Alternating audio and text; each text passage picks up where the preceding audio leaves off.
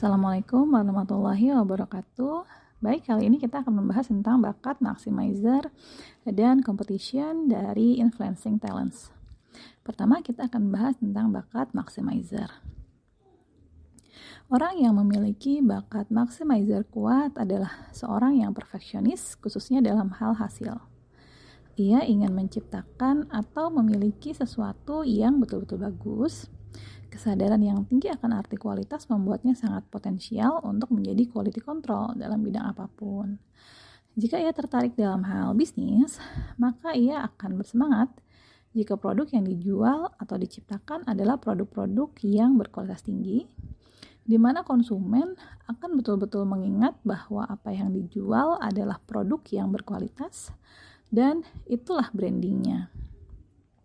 Saat berminat dalam bidang pengembangan sumber daya manusia, maka ia dapat menjadi seorang guru, trainer, ataupun public speaker dengan kualitas penyampaian, kualitas pengemasan, dan hasil didikan yang terbaik. Bagaimana agar bakat maximizer ini dapat dimaksimalkan dengan baik?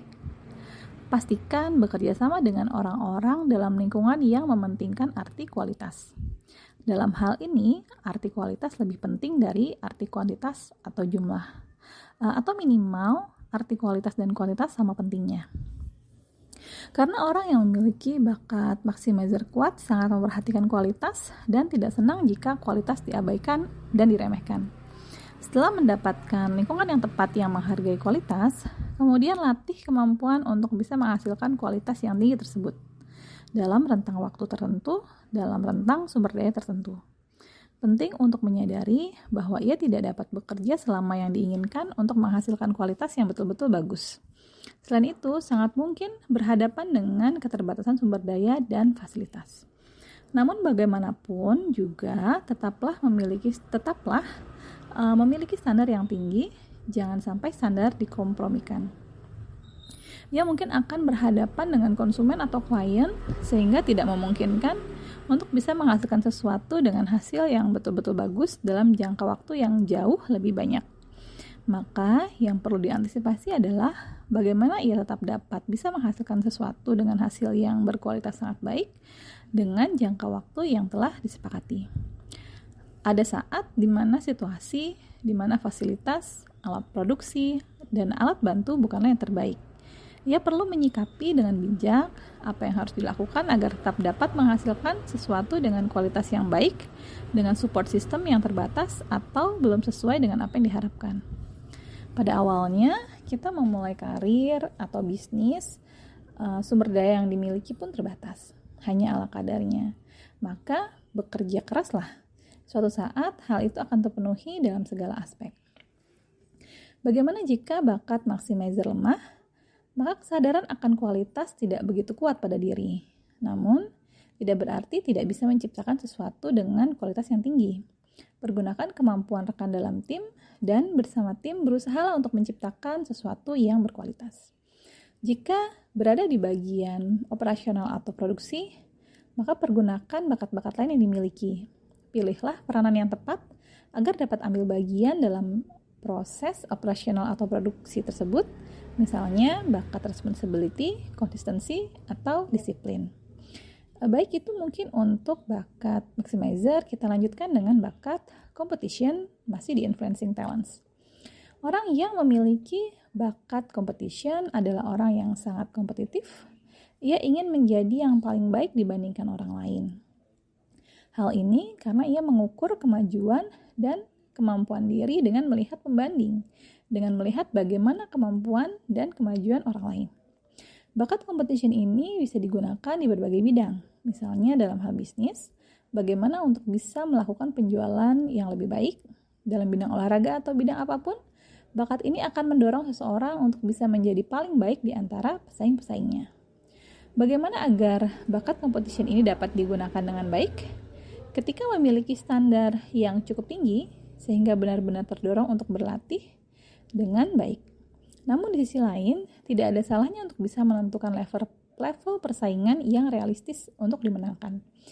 Misalnya, ada atlet yang bisa bersaing di level internasional, tapi ada juga atlet yang menjadi legenda di sebuah negara atau di sebuah wilayah. Jadi tidak masalah jika kita memilih level kompetisi yang sepadan dengan kemampuan kita. Kemudian, ia juga akan lebih baik jika memiliki coach. Karena dalam konteks membandingkan diri dengan orang lain, seorang coach dapat melihat sisi diri kita seutuhnya. Di mana sisi yang dapat dimaksimalkan, sisi mana kelemahan yang perlu disiasati.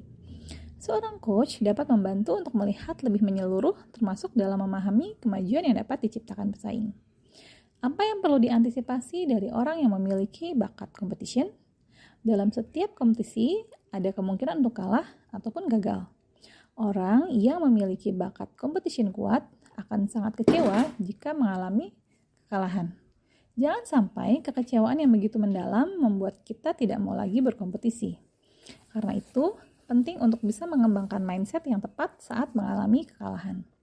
Maka ambillah pelajaran darinya sehingga dapat digunakan untuk di masa depan atau di masa yang akan datang. Membandingkan adalah sebuah cara paling dasar untuk memotivasi orang dalam mengembangkan diri menurut orang yang memiliki bakat competition. Namun pada kenyataannya, tidak semua orang termotivasi dengan perbandingan. Maka, orang yang memiliki bakat competition kuat, jika ia memiliki tim, ia perlu untuk bisa menemukan cara-cara lain yang lebih efektif untuk bisa menggerakkan timnya. Karena perbandingan mungkin efektif hanya untuk dirinya, tapi tidak untuk timnya. Lalu bagaimana jika bakat kompetisi lemah? Hindari perbandingan. Karena untuk orang yang memiliki bakat competition lemah, perbandingan itu adalah hal yang tidak memotivasi, tidak membuat menjadi bersemangat, atau menjadi lebih baik lagi. Lebih baik untuk mencari dorongan dari dalam diri yang memang sesuai dengan diri sendiri. Tetapkan standar yang tinggi yang berasal dari dalam diri, temukan cara untuk belajar lebih baik, berlatih lebih keras yang memang sesuai dengan gaya diri sendiri. Tidak perlu meniru gaya orang lain, tidak perlu sibuk melihat orang lain sudah sejauh mana. Fokus pada pengembangan diri, fokus pada kemajuan keterampilan. Jika dalam bisnis, fokus pada kemajuan penjualan dan kekuatan branding sendiri. Jika orang yang memiliki bakat competition ini juga kuat di bakat ideation dan futuristik, maka ia bisa menjadi seorang inovator yang baik. Jika seorang yang memiliki bakat competition dan includer kuat, maka ia bisa menjadi orang yang membawa sebuah tim untuk menang. Seorang yang kuat bakat competition, developer, dan individualization, maka dia bisa menjadi seorang pelatih atau coach yang baik. Lalu apa bedanya bakat maximizer dan bakat competition? Mereka sama-sama ingin mendapatkan hasil yang baik. Namun, untuk maximizer, kualitas itu memiliki standar dari dirinya sendiri. Sedangkan untuk orang yang memiliki bakat competition, kualitas itu dia dapatkan dengan membandingkan dirinya dengan orang lain. Jadi, begitulah perbedaan dari orang yang memiliki bakat competition dan maximizer. Baik, itu yang bisa saya sampaikan tentang bakat maximizer dan competition yang ada di Influencing Talents. Terima kasih sudah mendengarkan. Assalamualaikum warahmatullahi wabarakatuh.